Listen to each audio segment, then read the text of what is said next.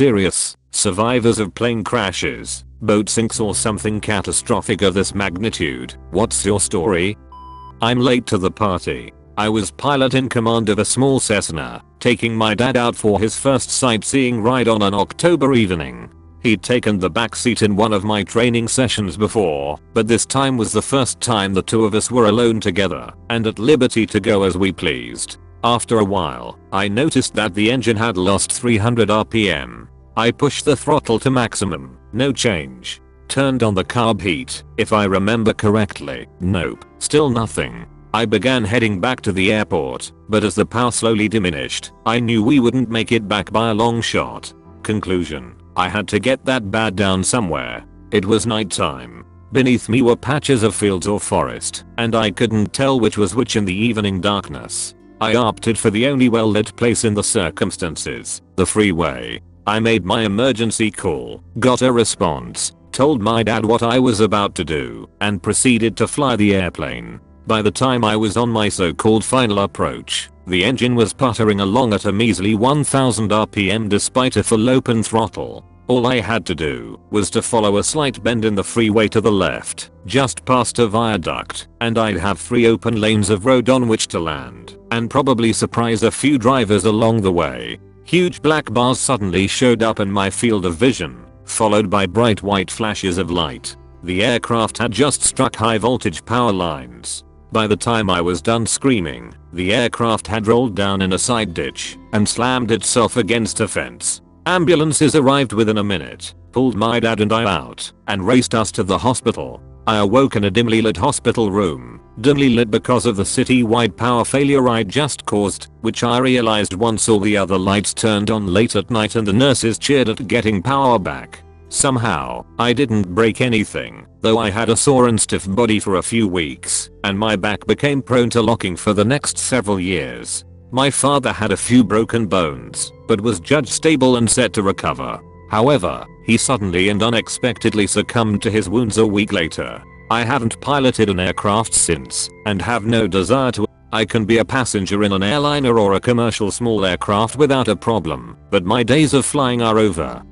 I'm late, but I hope some people can hear me out. I was in a plane crash when I was 9. It was a small plane, with only my dad and I being the only ones in the plane. The plane had 4 doors and a propeller. That kind of plane. We were about 1,000 feet over the San Francisco Bay, and the engine quit. The plane proceeded to fall, as would be the case. We approached the water, my 9-year-old brain coming to grips with the concept of death and such. We hit the water, and the plane skipped a few times, and water began to flood through the floor. My dad and I got out, and sat on the wing of our sinking plane for about 30 minutes and the plane was too sunk to stay sitting on, so we had no choice other than to swim towards shore. The shoreline was miles away at least, however we had no other options. As we were swimming, mind you the water was freezing in October, another recreational pilot in a helicopter flew overhead and attempted to drop us life jackets. One was horribly off the mark, but we were able to grab one. After swimming for half a mile in t-shirts and shorts we came across a mud flat and dragged ourselves onto it. We were waiting there for a while, and a Department of Fish and Game boat trolled by, looking for illegal hunters. This led to our rescue.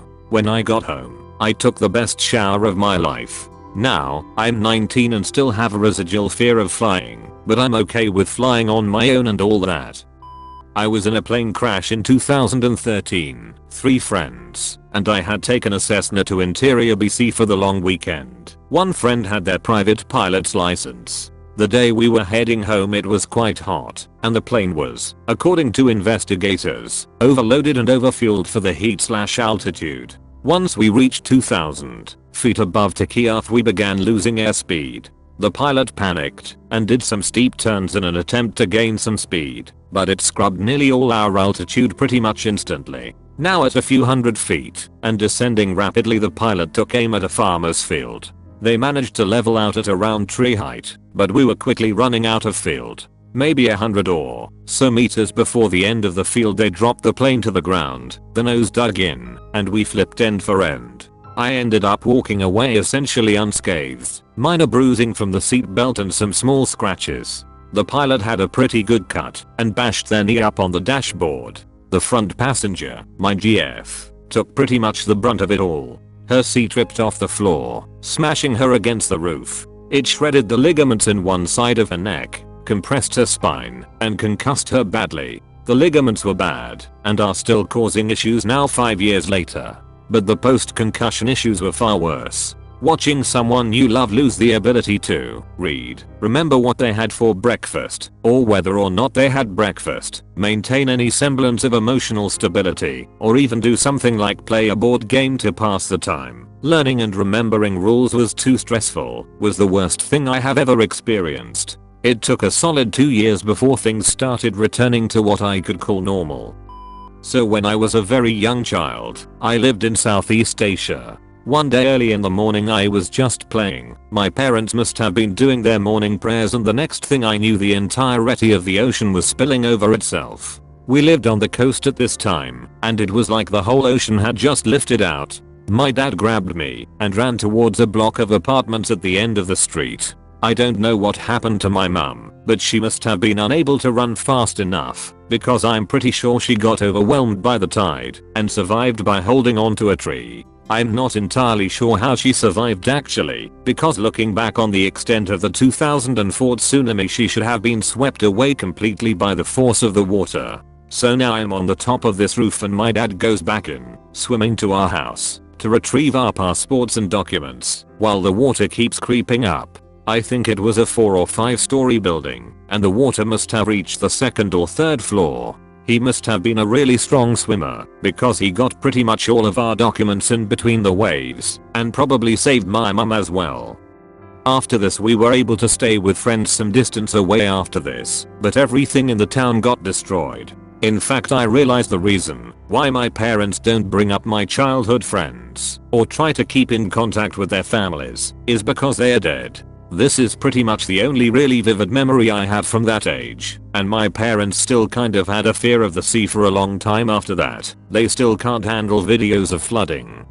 Since I live in Chile, I'm used to earthquakes. Perhaps in some countries an earthquake of magnitude 6.0 in the Richter scale is something big, but here is kinda normal. But the one I will never forget is the 8.8 earthquake in the Richter scale that happened in Santiago of Chile. Let me explain a bit. I'm a native of the northern region of the country, where most of the earthquakes happen, so the constructions are especially resistant against earthquakes. Santiago is not like that, since they rarely got movement. So back to the story. I was going to a concert in Santiago, and was staying in a friend's apartment for the week I was there. It was the 27th of February of 2010. 3:33 am. We were chilling with my friend and some of his when suddenly all the light went down. We thought that maybe the building got a malfunction.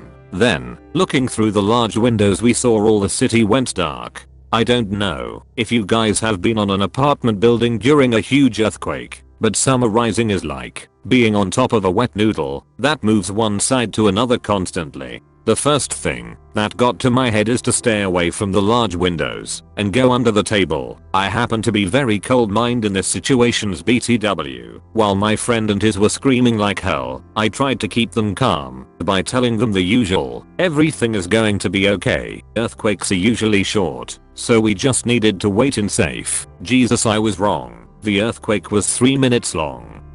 The largest 3 minutes of my life. When it finished I was relieved. I checked if everyone were okay and they were. Just scared as FCK. I asked my friend, named Ben BTW, that we need to get the hell out of there. Ben gave me the reason and pack up a BP with some supplies. When he was getting his BP, his friends just ran of the place to get to their families. Told them to stop, that we need to stay cool and together, but the need to see their families was greater and I totally understand that. Ben finished packing, and we started running to the emergency stairs. We were making our way, while using the cell phones to illuminate the hallway, when suddenly Ben stopped me from nowhere. I asked him what wrong, and he just replied me look, pointing the flash of the phone to the floor. I was just like the movies. The building was split in half, a yellow HH sheet, when he falls on his knees, while looking at the bottom of the building. His friends, in the rush to see their families, didn't saw that the building was split in half and fell down. We expected the worst.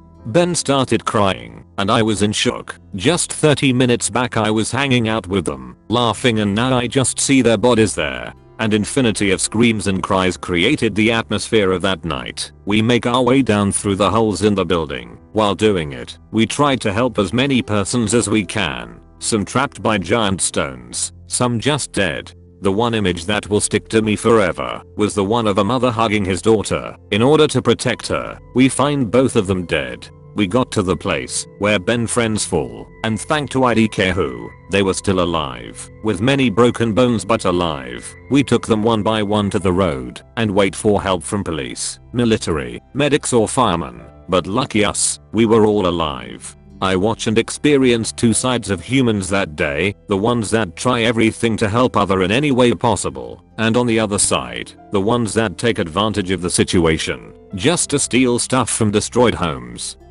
Here's a question I can honestly answer. I survived an airplane crash. The story: my mother owned a few aircraft and hangar at our small town's airport. I spent a lot of time at the airport as I was growing up, spending summer washing airplanes, sweeping out hangars, etc. One warm summer afternoon in the mid 1980s we planned to take a short flight in her Piper J3 Cub. This plane was built in the mid 1940s and had an aluminum skeleton covered in fabric and tandem seats, one in front, one in back. I sat in front due to the better view and my mom, the pilot, sat in back. I remember the pre-flight and some taxiing to the runway, but nothing else. Now the rest of the story I received secondhand. Neither my mom nor I remember anything of the actual accident due to the massive head trauma we both received. But what I've heard from family and the ambulance drivers who arrived on the scene is that on takeoff, the most dangerous part of any flight, we lost power. Engine cut out, not really sure why. So with a relatively slow airspeed and no thrust from the engine, we changed from being a beautiful flying machine to a brick rather quickly. Well, we dropped like a brick and proceeded to hit the ground in a rather quick manner. The ambulance drivers who arrived on the scene thought we were done for. Things did not look good for us. But after a helicopter ride to the nearest trauma center 100 miles away, we are still alive and breathing today. I spent about 5 weeks in the hospital, but only remember the last 2. To remind me what happened, I have nasty scars on my lower lip and chin and a dent on the side of head. One thing I find myself wondering is if I had the chance to relive the whole thing over again, would I want to remember? At this point in my life I can say I would not. Such things are not worth remembering. And did we ever fly again? You bet. As soon as my mom was able to pass a flight physical, we were both up in the air again.